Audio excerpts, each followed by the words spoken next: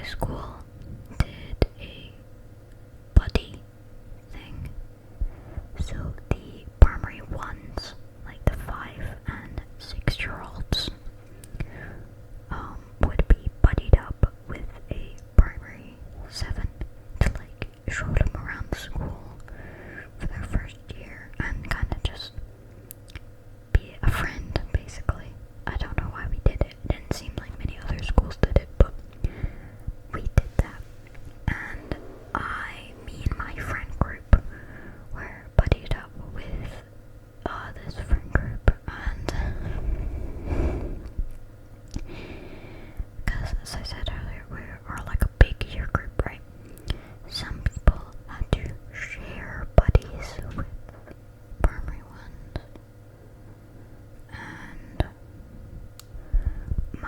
two of my friends shared a buddy with a friend of my buddies. It's a bit confusing, but my friend group was buddied up with this friend group, right? And my buddy was kind of like me. They weren't like the most popular in the friend group. They just kind of hung around, joined in and stuff. And the friend, my friend's buddy, was kind of like the naughty kid, right? So we were out playing at lunch, and we were in this grass pit, right? So our playground is like, the first half is concrete, and the second half is grass, and the grass is on like a hill. And at the very corner, there is this fenced off, like a pond. And we went in there once, our year group went in there once, in primary 4, I think. And I don't remember what we did exactly, but I remember them telling us that the water is really unsanitary, and that the whole area basically is like really overgrown, and I don't think anyone necessarily owns it. Like, I don't think it was owned by the school. So it's just kind of there, and if, let's say, a little 5-year-old were to get in there, he would probably fall in the water and drown. So, not very good, right? And since it's not really taken care of, the fence also isn't taken care of very well.